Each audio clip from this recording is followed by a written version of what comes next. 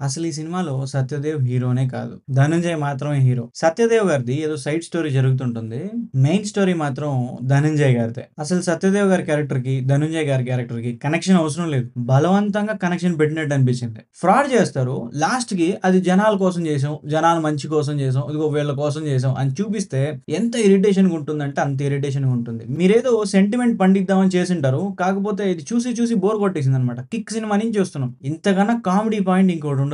మరి సత్యదేవ్ గారు ఈ కామెడీ పాయింట్‌ని సీరియస్‌గా తీసుకొని చాలా టైమ్ అండ్ మనీ ఇన్వెస్ట్ చేసి ఈ మూవీ తీయడం నాకైతే ఆశ్చర్యంగానే అనిపించింది. స్ట్రెయిట్ అవే చెప్పాలంటే మూవీ యావరేజ్. యావరేజ్ కూడా మధ్య మధ్యలో కొన్ని సీన్స్ బాగున్నాయి అండ్ ధనంజయ్ గారి క్యారెక్టర్ బాగుంది. అందుకనే యావరేజ్. స్టోరీ ప్లాట్ ఏంటంటే హీరో అన్‌ఎక్స్‌పెక్టెడ్‌గా ఒక సిట్యుయేషన్‌లో ఇరుక్కుంటాడు. ఆ సిట్యుయేషన్ నుంచి ఇంకొక సిట్యుయేషన్‌లోకి ఇరుక్కోవాల్సొస్తుంది. ఆ సిట్యుయేషన్ నుంచి హీరో ఎలా బయటపడ్డారు? ధనంజయ్ గారి క్యారెక్టర్‌కి, హీరో క్యారెక్టర్‌కి రిలేషన్ ఏంటి? ఇంతే స్టోరీ. అండ్ డైలాగ్స్ కూడా అంతగా ఏం అనిపించలేదు. నార్మల్‌గా ఉన్నాయి డైలాగ్స్ కూడా. అంత ఇంపాక్ట్‌ఫుల్ డైలాగ్స్ అయితే ఏం లేవు. స్క్రీన్ ప్లే అయితే మరీ రెగ్యులర్‌గా అనిపించింది. ఎందుకంటే మనకి తెలుసు అక్కడ ఏం జరుగుతుందో. మళ్ళీ దాన్ని సస్పెన్స్ చేసి లాస్ట్‌లో చూపిస్తానన్నట్టు చూపిస్తే చిరాకొస్తది. ఎందుకంటే జనాలకి తెలుసు ఏమవుద్దో. లాస్ట్‌కి హీరోనే గెలుస్తాడు.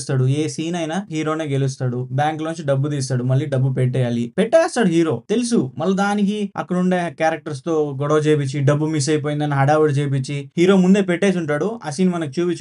లాస్ట్‌లో చూపిస్తారు. మనకు తెలుసు లాస్ట్‌కి ఏం జరుగుతదో. హీరో డబ్బులు అక్కడ పెట్టేసి ఉంటాడు. అది తెలుసు. దాన్ని మరెందుకు మీరు సస్పెన్స్ చేసి, కట్ చేసి లాస్ట్‌లో చూపియడం ఎందుకు దాన్ని? లీనియర్ గానే చూపించుండొచ్చుగా. 'లక్కీ భాస్కర్' కూడా సేమ్ రెగ్యులర్ స్టోరీనే. కాకపోతే స్క్రీన్ ప్లే వల్ల ఆ సినిమా అంత ఇంపాక్ట్ అనిపించింది. And DOP is just okay. Impactful గా అనిపించాల్సిన షార్ట్స్ కూడా నార్మల్‌గా రెగ్యులర్‌గా చూపించేసారేమో. అది ఎడిటింగ్ మిస్టేకా, డీఓపీ మిస్టేకా వాళ్ళే మాట్లాడుకోవాలి. పెర్ఫార్మన్సెస్ విషయానికి వస్తే ఇద్దరే. సత్య గారు అండ్ ధనంజయ్ గారు. సత్యదేవ్ గారు ఎందుకున్నారు సినిమాలో అనిపించింది. ఎందుకు అసలు ఆయన స్టోరీ ఎందుకు? ధనంజయ్ గారు స్టోరీ చెప్తున్నప్పుడు మధ్య మధ్యలో ఈయన అడ్డం వస్తున్నట్టు అనిపించింది. Heroine character wasted. సత్య గారిని అయితే టోటల్ వేస్ట్ చేసేసారు. అండ్ సత్యరాజ్ గారు ఉన్నారు. ఆయన క్యారెక్టర్ కూడా జస్ట్ ఓకేనే. ప్రీ క్లైమాక్స్ ఫైట్ చాలా బాగా అనిపించింది. ఈ సినిమాకి మ్యూజిక్ డైరెక్టర్ వచ్చేసి రవి బస్రూర్ గారు.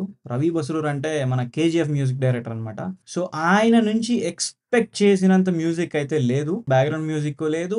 సాంగ్స్ లేవు. రవి బస్రూర్ గారు మార్క్‌నైతే టచ్ చేయలా. ఆయన ట్రైనీస్‌తో పని చేపించారేమో తెలీదు. ఎంటర్‌టైన్‌మెంట్ వాల్యూ ఈ మూవీలో ఏంటంటే ధనంజయ్, సత్యదేవ్ గారు కూడా అంత అప్ టు ద మార్క్ అనిపించలేదు. ఎందుకంటే అసలు ఆయన ఎందుకున్నారు సినిమాలో అనిపించింది. ఫ్యామిలీ అందరితో కలిసి సినిమా చూడొచ్చా అంటే ఖచ్చితంగా చూడొచ్చు.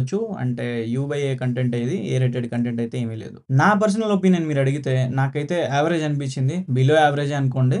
అండ్ నేను ఈ మూవీని ఎవరికైనా రికమెండ్ చేస్తానా అంటే చేయను. ఓటీటీలో చూసుకోండి. పక్కా ఓటీటీ ఫిల్మే ఇది. సో ఇది ఫోక్స్ ఇవాల్టి మన వీడియో.